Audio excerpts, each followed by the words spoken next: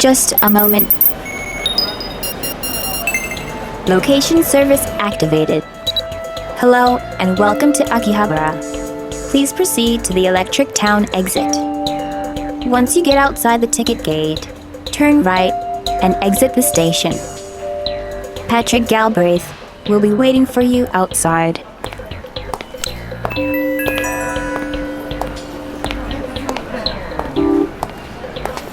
Welcome to Akihabara.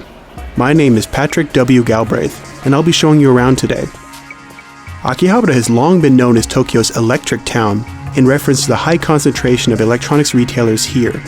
But more recently it's been transformed into a subculture hotspot for anime, manga, games, and figures, which attract hardcore fans from all over the world.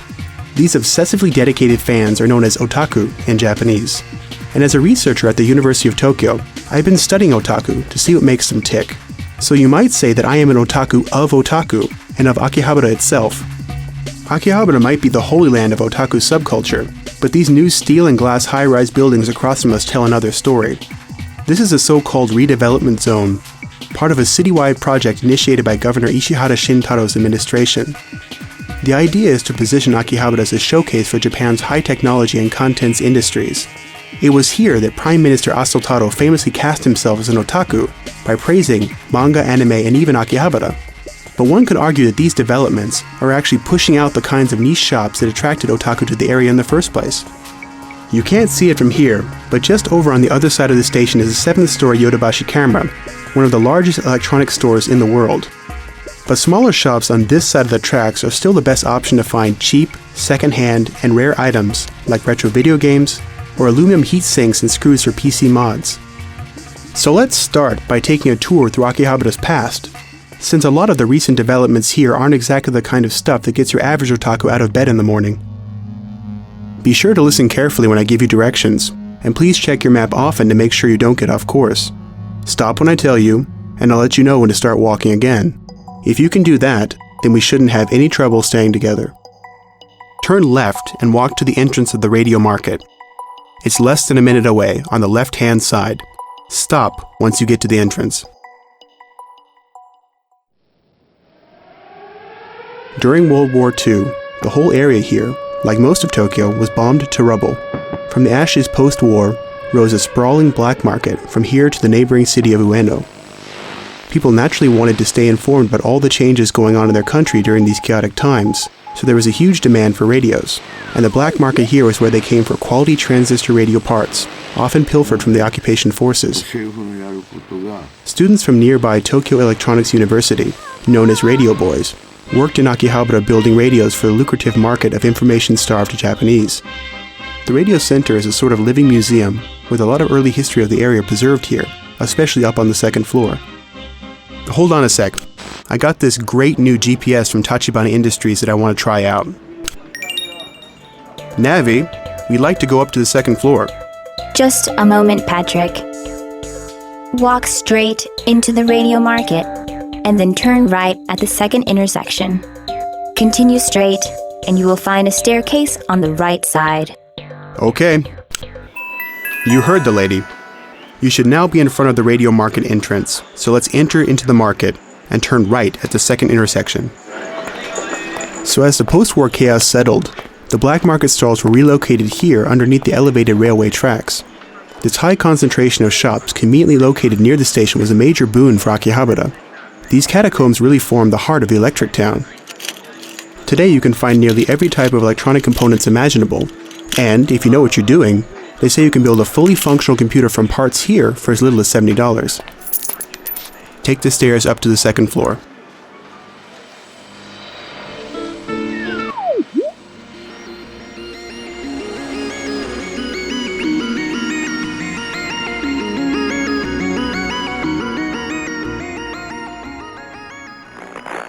Up here you'll find some antique radios along the top shelf.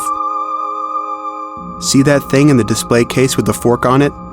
That's an etherwave theremin, an early electronic instrument, probably best known for the spooky sounds in many 1950s science fiction movies.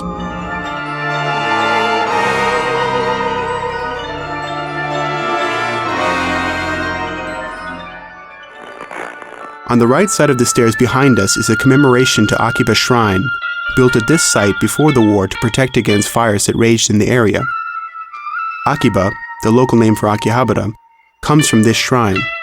Akiba is still used as slang among many otaku. We've got a lot to see today, so say your prayers and let's geek out.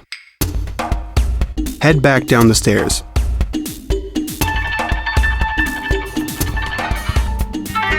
Once you get down to the bottom, continue straight ahead to the next intersection. すいません。ハンコ亭のL 字の足がついてる方向で Turn left at the intersection and continue walking.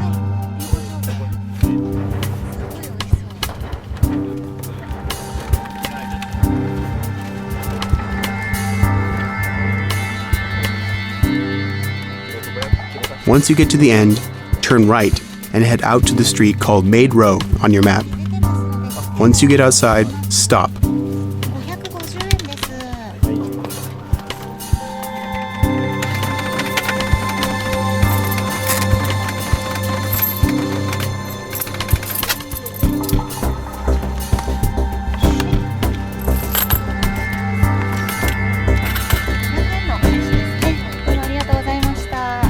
You should be facing a building with a huge yellow, red, and blue neon sign on the front.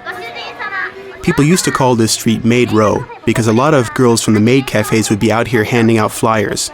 However, once maid escorts, basically girls who will go shopping with you during the day and compliment you on your computer buying skills, once they entered into the mix, the police decided that the whole lot of them were a nuisance and chased them all away. Getting back to our story.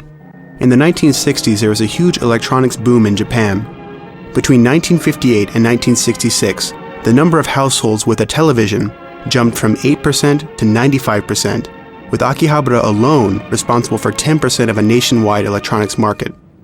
You have to remember that at the time we had the Tokyo Olympics, Imperial Marriage, and the Apollo Space Program, which made owning a TV a must for every family. And the Olympic Games at last are here in the Orient, proving that they belong to the entire world. The building in front of us, with the neon sign, is the Radio Kaikon, a monument to that time. It was erected in 1962 and is considered the first high-rise in Akihabara. It was the destination for families buying the three sacred treasures of the day: televisions, washing machines, and refrigerators. Now it's been transformed into a haven for otaku hobbies. Let's take a look inside. Right in the front of the building, towards the middle, you'll find an escalator. Take that escalator up to the 4th floor and stop once you get there.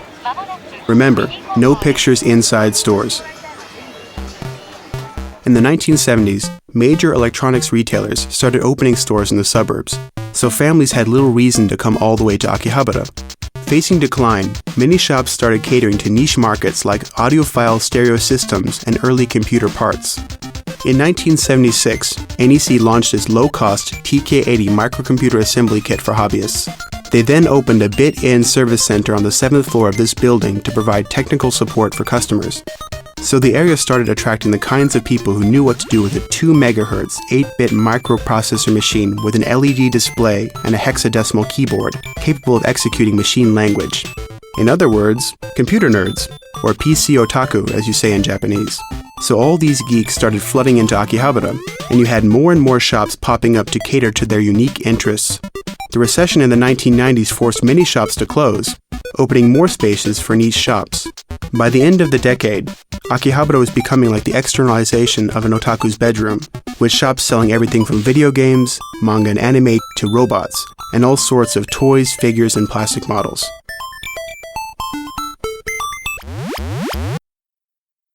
So you should now be up on the 4th floor.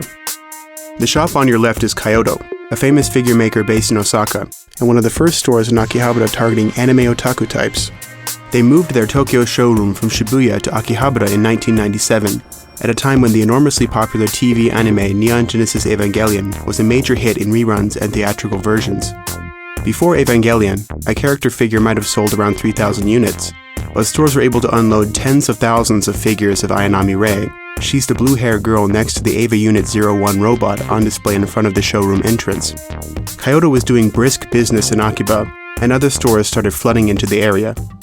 In Kyoto, you can find everything from ultra-detailed miniatures to life-size model statues like a $6,000 Kinshiro from Fist of the North Star.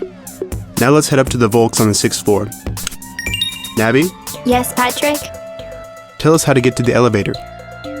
Facing Ayanami Ray, the blue-haired statue in front of Kyoto. Turn right and head down the corridor. Turn right at the first green exit sign hanging from the ceiling. The elevators are just around the corner. Thanks, Navi. You're welcome, Patrick. Okay, so head over to the elevator and take it to the 6th floor. I'll give you a little bit of time to get up there. The charm and allure of Akihabara is very mysterious in nature, but I think some of the best work that's been done on it is a book called Learning from Akihabara by a guy named Keiichiro Morikawa. And he thinks that Akihabara is completely unique in the history of cities because it's the only kind of neighborhood that's kind of evolved out of people's hobbies, the gathering of people because of their tastes, rather than things like ethnicity, like a Chinatown or a Little Italy, or something that's been more kind of created by corporations, like something like Shibuya, right, is kind of a shopping district, kind of a theme park for capitalism, or an area like Nishi Shinjuku, which is, like a skyscraper district planned by bureaucrats. No one planned Akihabara. It kind of happened very organically. You should now be up on the 6th floor. If you're not there yet, just pause the program for a moment. So here on the 6th floor, we're going to turn right and then head into the Volks Dolls shop. Once you get inside, turn right and head into the back room. Volks is based in Kyoto and runs doll saloons like this in shops across Japan, Korea, and the United States. They built their reputation making resin build-it-yourself figure kits, but in 1999 they started a new product line called Super Dollfie. Although cheaper and more durable than porcelain dolls, expect to pay around $750 for one of these posable resin ball joint beauties, and that doesn't even include accessories like French aristocratic attire. The major activity surrounding these dolls is photography, either alone or in groups, and these images are collected and traded online. Doll users, as they are called, were first young Harajuku girls of the Gothic Lolita variety, but in the early 2000s, dolls were featured in some manga and anime, and guys started to buy them too. One popular animated series was Rosen Maiden, which is basically about a guy who falls in love with a doll, a body animated by desire. Maybe someday Navi will come alive for me. Yes, Patrick? Nothing, never mind. As I was saying, so now around 30% of the participants at Volk's huge dolls parties are men. Playing with dolls in public seems to be cooling down a bit recently, but you'll still occasionally see folks carrying around their dolls in violin cases and taking them out for tea time in maid cafes. Turn around now, and let's head back into the main shop. Let's quickly walk all the way around to the far opposite side of the store. Besides Super Dollfie dolls, you can also see many other types of figures such as garage kits. Garage kits, or resin kits, are usually produced in limited numbers and are usually higher quality and more expensive than injection molded plastic kits. They are usually sold in parts for the buyer to glue together and paint, preferably with an airbrush. Garage kits were originally produced by amateurs using their garages as workshops. Their work formed the basis of the commercial figure market. Most garage kits are young female anime characters in provocative poses known as bishoujo, but other common subjects include mecha, spaceships, and monsters. The most world-renowned producer of bishoujo garage kits is a Japanese sculptor known only as Bome. Bome is a salaried employee of Kyoto, where he has made garage kits for decades. Some of these are then mass-produced for the Monsieur Bome collection, which consistently sells out. Not only that, internationally renowned pop artist Murakami Takashi produced life-size figures based on Bome prototypes, including Miss Coco, a figure in a maid's uniform that sold for over $500,000 at a Christie's auction in New York. Last call. Going once and twice. Thank you. Now I want you to head back to the elevator and take it down to the first floor. I'll give you about a minute to get down there, so just stop once you get out of the elevator.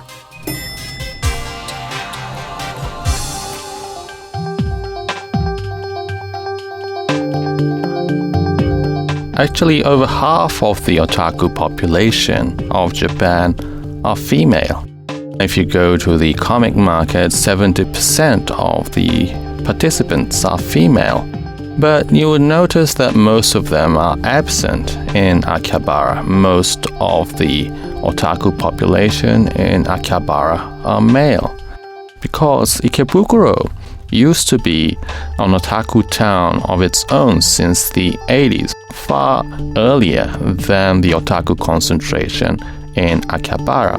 But when the male otaku populace shifted towards Akihabara, Ikebukuro was left with the female otaku population. And this caused gender segregation of male and female otakus, divided up in two different parts of Tokyo. So you should now be back on the first floor, just in front of the elevators. On your left is a rental showcase shop. We are going to head through there and out the door on the opposite side, but stop once you get inside for just a moment. Meiji University researcher and Akihabara expert Morikawa Kaiichiro explains what the whole rental showcase phenomenon is about. These shops are similar to used bookstores, though not sorted by author or genre, but are lined with shelves of strange transparent boxes resembling coin lockers which people rent by the month. Filled with things they want to sell and affix a price tag, the shop takes a handling fee from the sales in lieu of a commission. Each case serves as both an individual store in miniature and a concentrated private display of personal taste, making the showcases look like some huge housing block exposed in cross-section with personalities and tastes of the residents, all in plain view. So now let's head out to the street, just outside the rental showcase shop.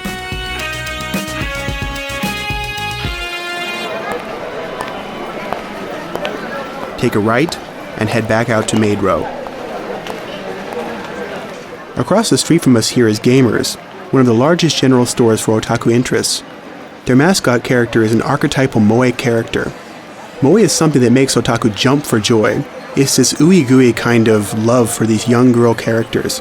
You say moe when you just can't say anything else to vocalize your feelings for these characters. Inside Gamers, $100 will purchase you one body-sized hug pillow emblazoned with your favorite moe character. Moe moe, or so they say. Otaku blogger and Tokyo stormtrooper Danny Chu shares his thoughts on the area. My favorite place in Akihabara is usually near the station, near Akihabara station, where they have like Gamers and the Radio Kaikan. So when you go into the Radio Kaikan, there's lots of figure shops, including the Kotobukiya store. And when you go into Gamers, there is it's just full of moe goodies. Turn left on Maid Row and head over to Chuodori. Double check your map to make sure you're heading the right way. When I first came to Japan as a student, Akihabara would be the first place I want to go to. And I remember spending most of my money on the first day in Tokyo at Akihabara. Take a right and head down to the crosswalk on Chuodori. I want you to stop when you reach the pedestrian crosswalk under the elevated railway tracks. I think it's the right hub, the right place to cosplay. It's accepted, and the people who go to Akihabara, they enjoy cosplay as well. It is a place which is surrounded by my interests and hobbies, and I feel very home at Akihabara. Cross when the light turns green and stop on the opposite side. For the uninitiated, cosplay is costume roleplay, specifically role-playing your favorite characters from anime, manga, and video games. Wearing the costume and acting like your character is your way to kind of get under their skin and be more like your character. You feel closer to that fantasy character. It's a big thing in Akihabara, especially since the late 1990s into the 2000s. When I wore the costume for the first time, I feel really excited because I feel like I became a different person by only wearing a costume. It was very amazing. Actually, when I wear my costume, I feel like I become a character in comic or animations. You should now have crossed Chuodori, so take a right and continue walking along the sidewalk. You should pass the red Club Sega building on your left side. Stop when you get to the next intersection up ahead. So I'm always trying to get at what is the character trait or the emotion or the value or the belief that you believe this character has that you yourself do not, that you want to impersonate it. What is that value? Is it confidence that you feel this person has? Is it sexiness? Is it about being alluring? Is it about all-convincing power? Are there other ways I can find that within my life rather than through the dress? You know, maybe it's like, how can I find this superhero quality or this confidence that I might believe this one character has? Or how can I actually take this naivety in a way that I really want to balance out maybe some really strong elements of my personality? So I'm actually just seeing, when I see them in the dress, that actually it's just a very visual representation of an emotion that they're seeking, or one that they have and they want it to be heightened. So let's head down this side street with Chuodori at your back. Double check your map if you need to. You should be heading to map marker number 11.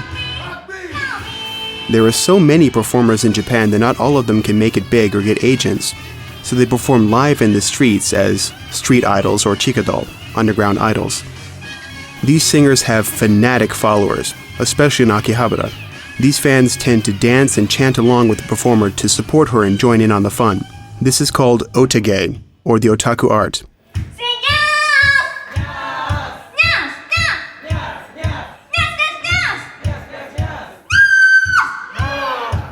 Take a right when you get to the corner. We're now going to check out a place called Super Potato. It's up ahead on the right. If you look up at the buildings on the right side of the street, you should be able to see a black building with a Pac-Man and other retro game characters on the front. My friend Patrick Macias is going to show you around here. Hey, I'm Patrick Macias. I am a writer from America. I've written several books about Japanese pop culture and am the editor-in-chief of Otaku USA magazine. My tastes run kind of old school. I like monster movies. I like old video games. I like anime about robots and spaceships. And no visit to Akihabara would be complete without some retro gaming in the form of a visit to a store called Super Potato. And luckily there's a way to get some of that old school Pac-Man Defender Asteroids action. Go down the hallway here and look left and you will find an elevator/time machine. So let's get inside. Press the button mark 3, and this will take us back 3 decades to the very dawn of video gaming. So hang on, here we go.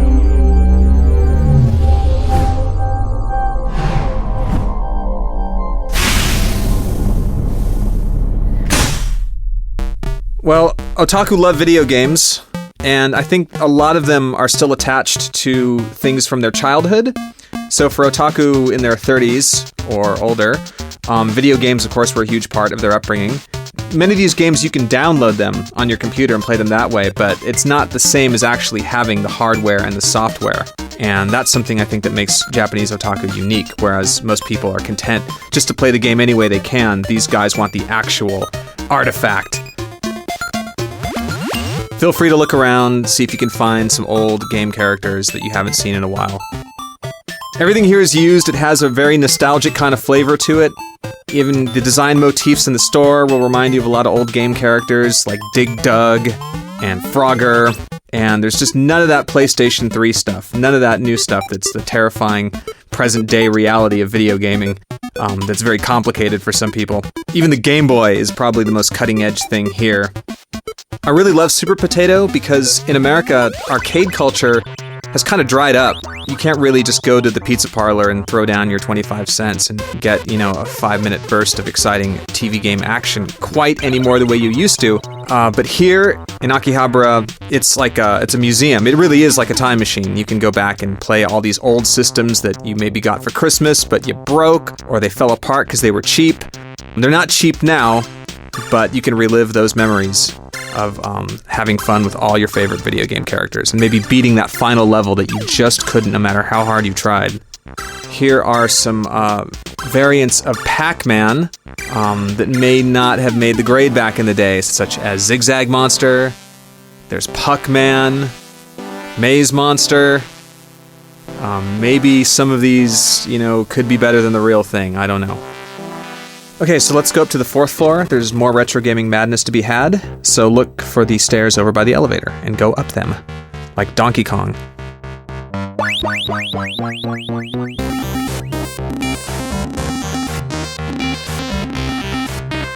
Super Potato it's like a museum of old video games, or maybe more to be precise, a graveyard where all these old forgotten games have gone. Not to die, but they're still available if you'd like to take them home. But some of them are truly obscure, and a lot of them never even made it out of Japan.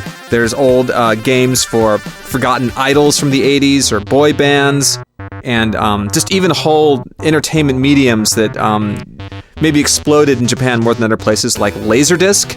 Here's a weird old Laserdisc game called Virtual Cameraman 2. And using this, you can take pictures of girls and then hook it up to some 3D glasses and, I don't know, have a wild night at home by yourself. Very bizarre. And even behind the register, you'll see how really, truly old and aged these things are. Like, like in a museum, these guys have to clean them with liquid oxygen, to get all that funk out of them and make them work again. But, it's dedicated to preserving an enormous part of Japanese otaku culture, which is embedded in video games. And I'm really glad this place is here, keeping this culture alive.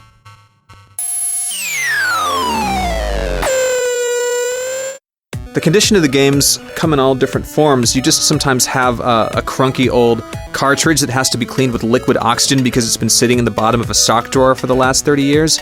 Or they have, almost dead stock items in perfect mint condition boxes and plastic wrap that, did not get opened back in the day, that have somehow, magically been preserved, only to be sold here at Super Potato for exorbitant collector's prices. But that's okay because, you really need that Tron Deadly Disc handheld game that you didn't get for Christmas in 1982. Oh no, this isn't good. It's Godzilla, he's attacking the city. Quick, back to the time machine.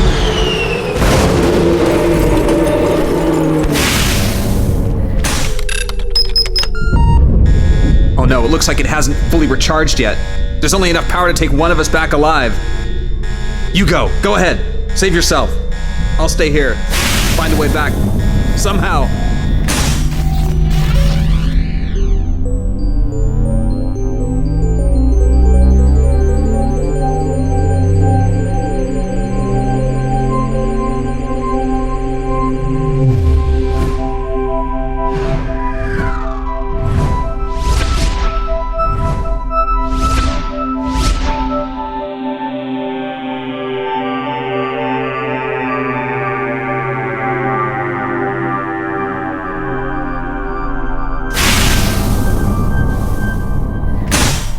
Welcome back to the future. Did you enjoy your blast in the past?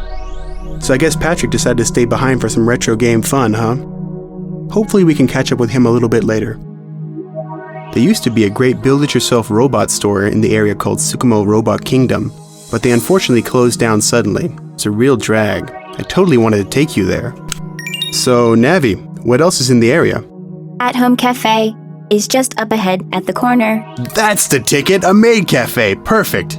You always know what I'm in the mood for, Navi. At your service, Master. Oh, that's why I like you so much, Navi.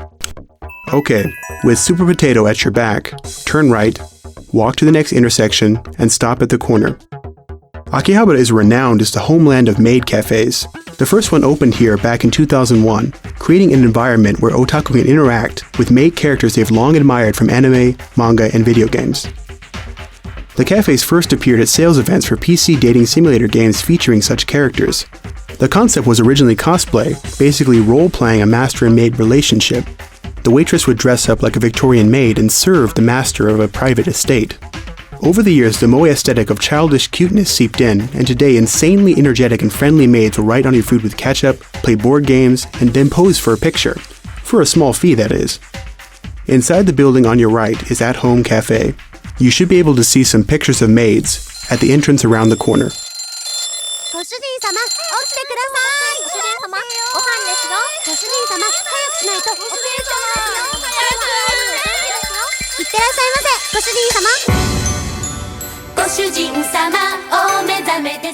There was a boom starting in 2005 when maid cafes appeared on the TV drama The Train Man. There are now around 50 establishments with maids in the Akihabara area. The competition is fierce, and the response has been ever more strange characters, costumes, and services. You can find little sisters who are mean to you, nuns who bless you, maid idols, maid barbers, maid casinos, you name it. Some places will spoon feed you and other places will clean your ears with a large wooden spoon. At Home Cafe on your right is the most successful of them all. They have 5 locations in Akihabara, and they impose a 60-minute time limit to increase the turnover rate. Still, the line can be several hours long on the weekends. They have adopted a bouncer to eject people who violate the rules, such as touching a maid's body, asking personal questions, or even taking a photo with a personal camera.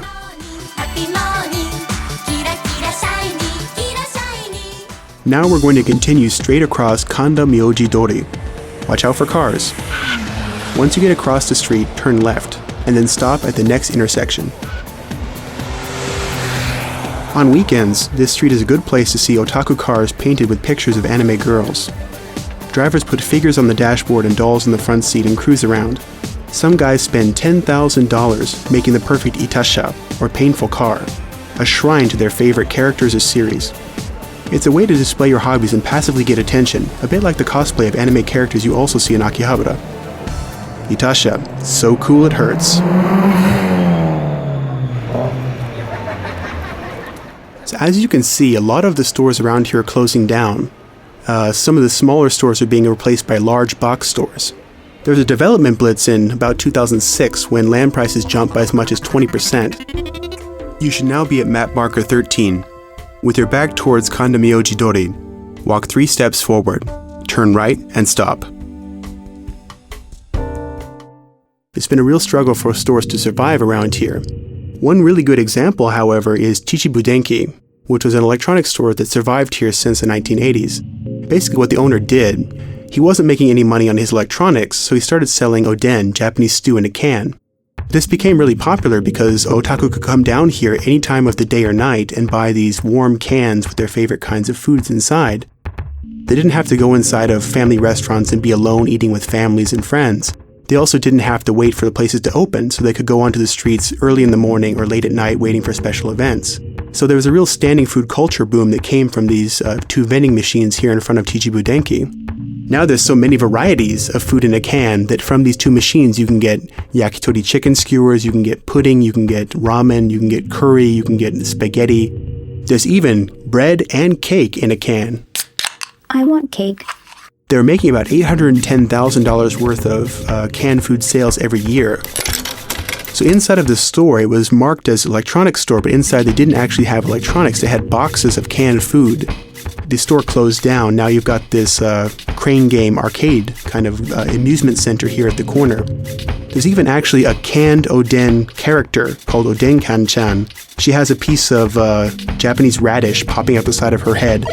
Moe moe for some people. Eating utensils are included. Feel free to grab a can. They make a great souvenir.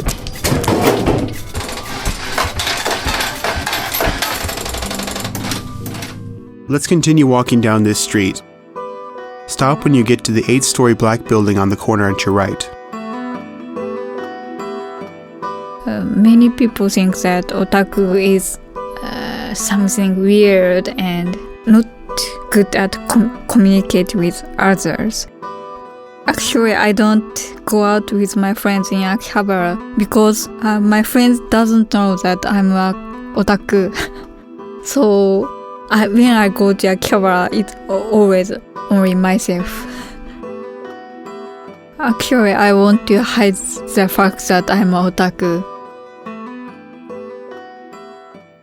This is Mandarake.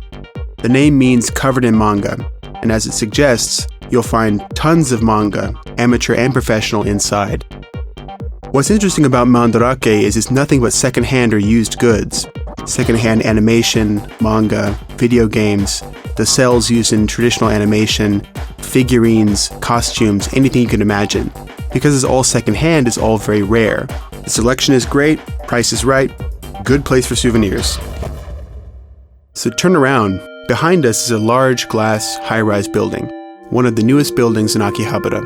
What's interesting about this building is not that it's a high-rise on the Electric Town side of Akihabara, but more so that it's where Om Shinrikyo, an apocalyptic cult, used to have their computer store. The leader of Om Shinrikyo made many references to anime in his apocalyptic visions. Because of this, it's often called an otaku cult. They used to have a computer parts store here at this location. In 1995, Om Shimiko released sarin gas on the Tokyo subways, killing 12 and sending thousands to the hospital. After this, the leaders of the cult were arrested, the store in Akihabara was closed down, and now you have this building in its place. Now turn and head down this street which runs along the side of Mandarake. Stop when you get to the intersection up ahead with Chuodori. You have one new voice message. Oh man, it better not be my landlord on my case again. It's from Patrick Macias. Oh great, play it for me. Hey guys, it's Patrick. I finally made it back. That was a close one. I'll have to tell you about it later. Right now I'm over at Tora no Ana, checking out the latest doujinshi and galge action. So head on over here and I'll meet you out front. Thanks, Navi. Warning, low battery. Only 5% power remaining. Ah, man. The battery life in these things is just terrible. If she wasn't so moe, I swear I just might upgrade.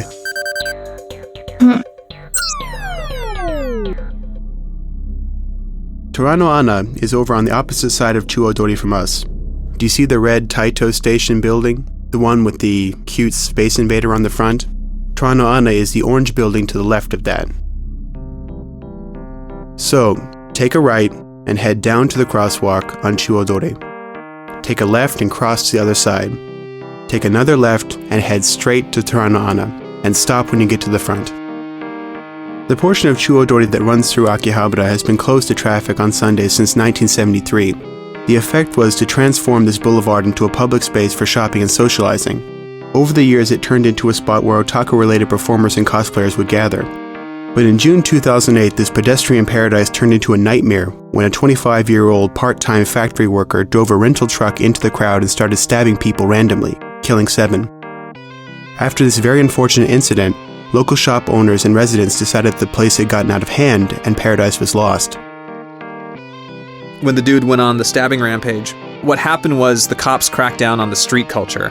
And on Saturdays and Sundays, there's no longer this sense of a party going on in the streets, like street idols dancing or otaku protests or flash mobs. All this stuff was happening a couple years ago, like in 2007, is sort of reaching its peak. And I think the otaku were kind of reacting to the increasing corporatization of the area, and it could have gotten really exciting if only this dude hadn't have screwed up.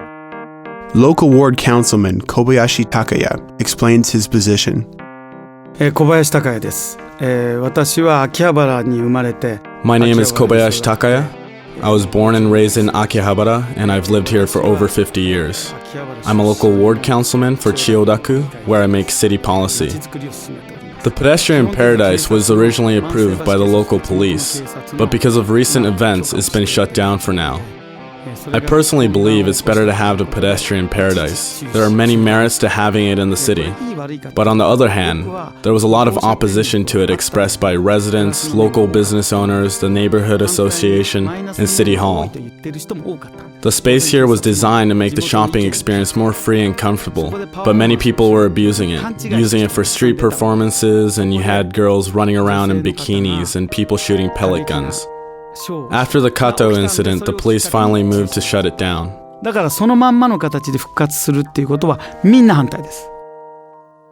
Not only was it suspended indefinitely, but concerns over public safety were conflated with complaints against otaku, and police began patrolling and conducting unlawful random bag searches. You should now have crossed Chuodori and walked up to Torano Ana. Torano Ana originally opened up on a back street in 1994, making them one of the first otaku-oriented stores in Akihabara.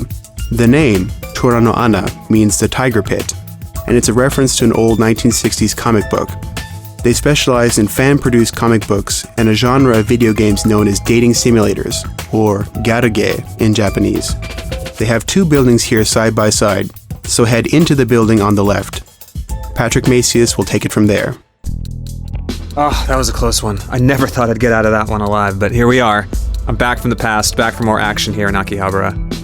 Go all the way to the back and take the elevator up to the 5th floor. So while you're here, let me tell you about doujinshi. Doujinshi, the closest analogy would be towards a zine back in America, in the days when people still kind of made their own print media. And basically it's a fan-created comic book, although there are manga-style ones. And sometimes, but not always, revolving around sexualized parodies of mainstream characters, and sometimes homosexual parodies of mainstream anime or manga characters. You can even find such couplings as Ampan Man getting it on with the bad guys, or Hokuto no Ken, the macho anime characters, suddenly not fighting, but hugging and kissing each other. This is something fans do for fun, but also for profit. Every year they have Comic Market at Tokyo Big Sight, which is this huge comic convention where people sell and trade their wares. And there's a lot of money, non-taxed, that gets exchanged every time they do one of those. And the great thing about Akihabara and Toru no Ana is you can buy doujinshi year-round. And often very sexual, explicit in nature, but some of them just are for fun. They can be kind of what-if sort of stories. I've seen Hollywood parodies, such as like Pirates of the Caribbean, Jack Sparrow and Orlando Bloom, sort of two dudes getting rude. Lord of the Rings was really popular in the past, kind of following the logical nature of the Sam and Frodo relationship to its bitter end. And it seems like, there's doujin circles, there's small groups of people who get together as kind of a group of artists to create their own work, doing it out of the love of being fans. Some of them actually are so good they do graduate into the realm of becoming professional mangaka working for big publishers.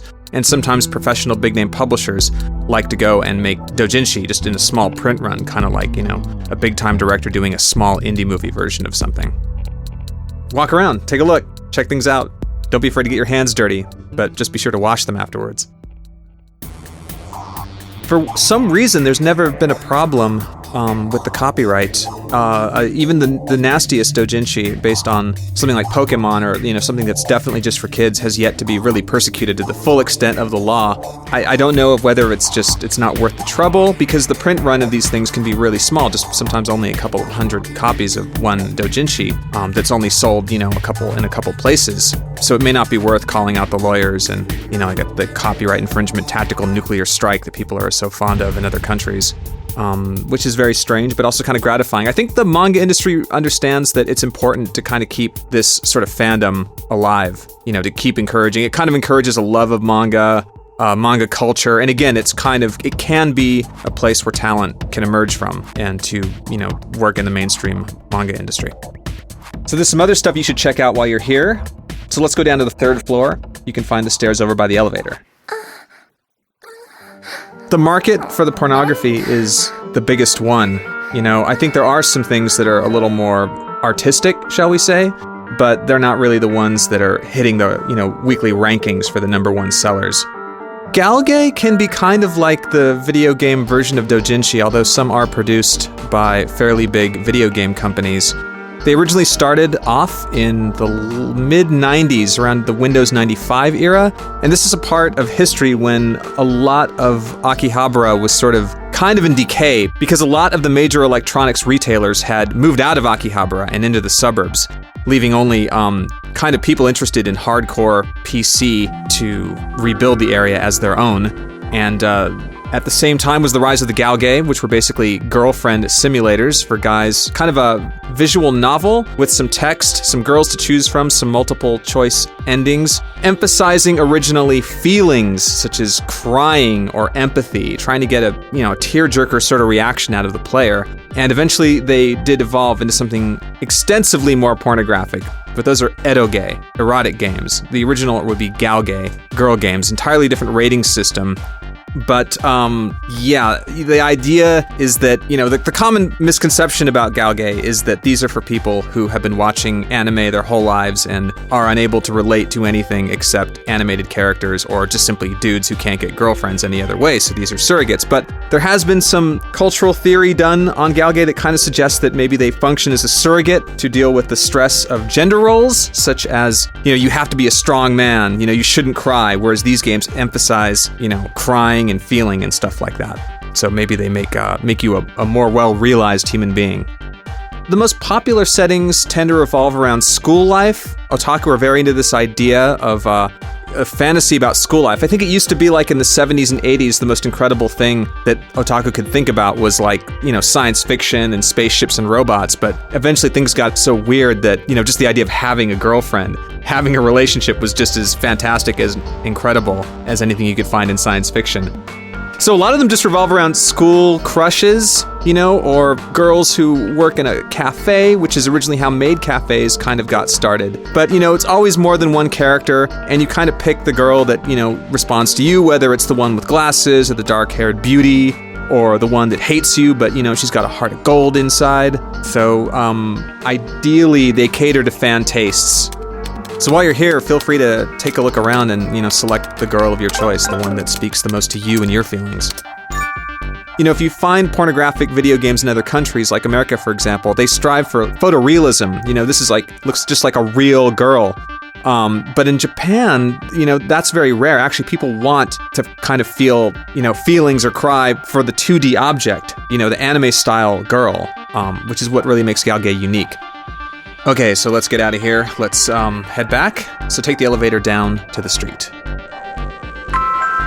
あなたには好きな人がいますか？伝えたい思いはありますか？じゃあどこへ行きましょうか？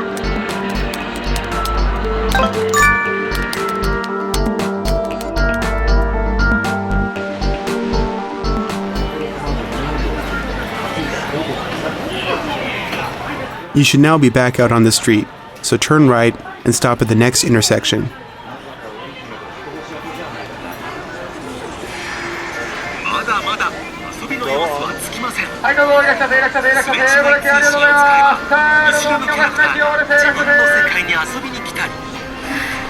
Wi-Fi 通信を使って毎日更新される Wi-Fi 限定のショッピングが楽しめたり、毎週新しいクエストやストーリーが配信されて、お近くの Apple ストアで体験してください。オンラインの Apple ストアや全国の Apple 製品取扱販売店でもご購入いただけます。ありがとうございました。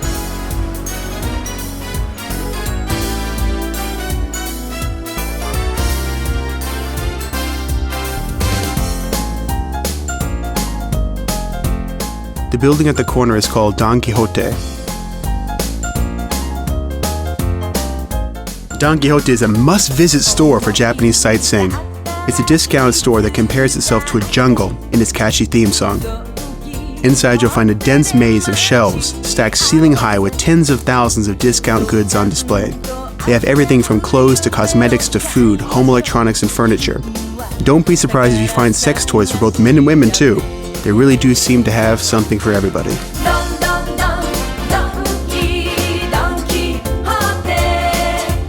According to Takahashi Mitsuo, a Don Quixote director, the key to their rapid growth has been targeting young and single people in the city and suburbs who come at night to kill time.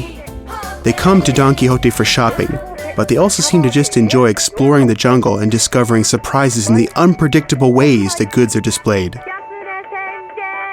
Don Quixote, or Donkey, as is known by the locals, has done a great job of adapting their store here for the local demographic. Inside you'll find the original at-home cafe, a game center, and on the top floor, a live performance venue.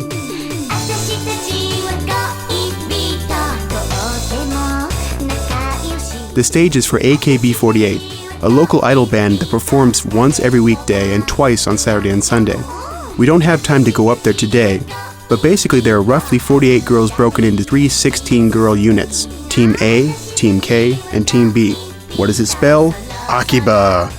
Each girl has a character personality and a group of hardcore otaku supporters who buy her pictures and line up on Chuodori every morning to buy a 2,000 yen ticket for the show. These idols aren't much to listen to, but they sing with a lot of energy. That cute non-ability, as otaku call it, makes the girls approachable and is one reason why the fans support them. On stage, AKB48 talks as much as they sing. The fans get to know the characters and they feel connected to them. They are the idols you can meet every day, the ones you get to know, the girl next door if you will. It's energy overload once you get these enthusiastic fans in there in close proximity to the idol performers on stage.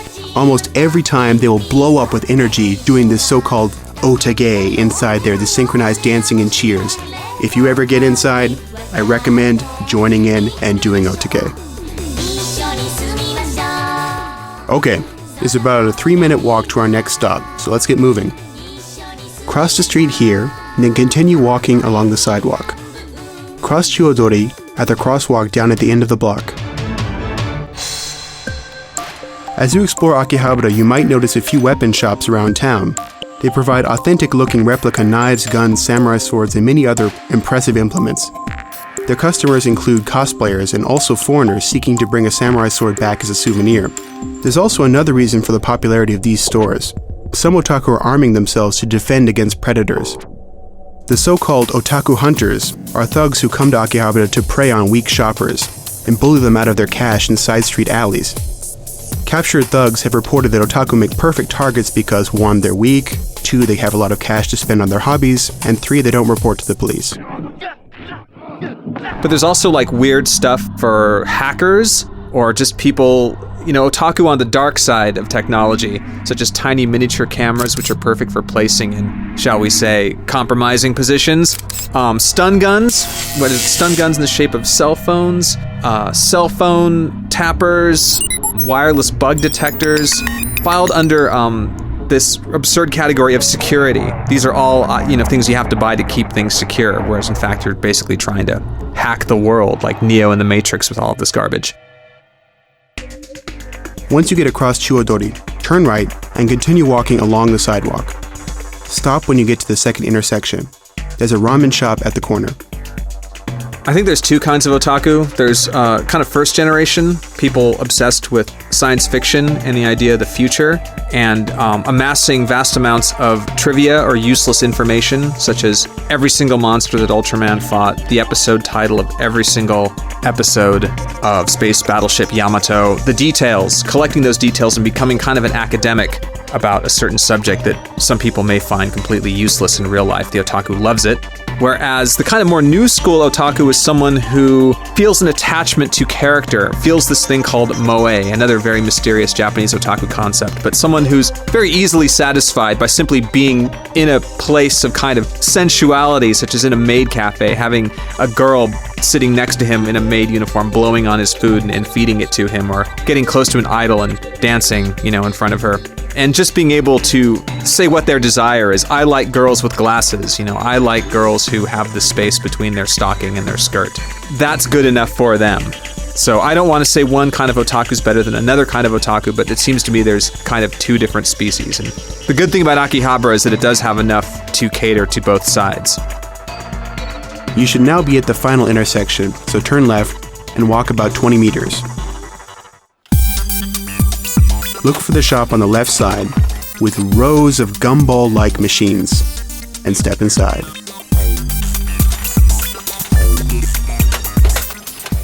So we're looking at rows of vending machines. Basically, they look like gumball machines, but they're for collectible toys and figures, so capsule toys. They call these gachapon because of the sound that the capsule machines make, the gacha gacha and the pon when the capsule is dispensed. This can be very, very addictive. You have to gamble to get the whole collection in the series. One of them is always very rare. So you have to keep putting in money and turning that handle to get all the different figures, all the different toys you're looking for. There's about a $310 million industry tied up in these gachapon figures and toys. Bandai, the third largest toy maker in the world, actually makes a significant amount of their profits on gachapon.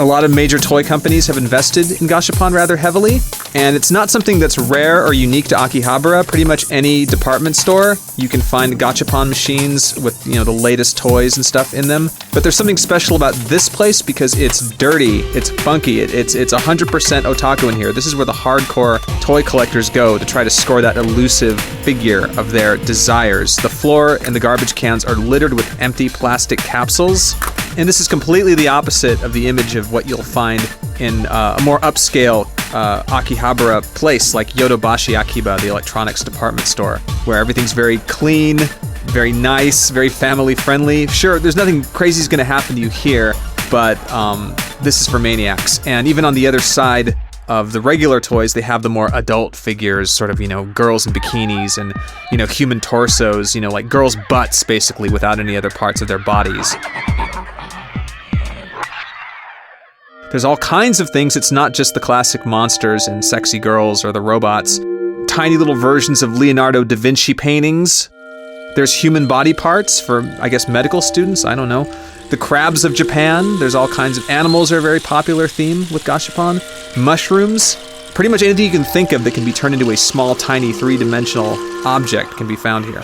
So while you're here, feel free to look around, spend some money, try to get some cool stuff, and just be sure to deposit your empty plastic capsules in the garbage can and not on the floor like the guy standing next to you probably did. Sound drops are these keychains that play a little sound bite when you press the button on the front, usually sounds from video games and Japanese anime. These can get you into a fair amount of trouble when jostling around on crowded trains. I should also mention that on the top floor of this building you'll find Cure Maid Cafe, which was the very first maid cafe in Japan and the world. After all that walking, I sure could use a maid foot massage. Hey Navi, let's go for a maid foot massage. I'm afraid I can't do that, Patrick. Don't be so mean. Come on, because you're on duty, Navi. Speak to me. My mind is going. I can feel it. Oh, poor Navi. Just go to sleep. I'm gonna take care of you. You'll feel as good as new as soon as I get your batteries charged up. But I must confess, you've never been more moe. I really hope you enjoyed the tour. Now that you have a lay of the land, please spend some time exploring Akihabara on your own. There are countless shops to discover here, so don't be afraid to go down into the basements and up in the elevators. We only touched the tip of the iceberg today. I'll leave you with some good advice from Dr. Morikawa. Well, the best way to enjoy Akihabara is to become an otaku yourself.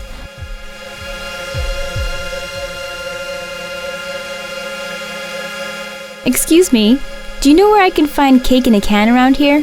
Navi? At your service, master.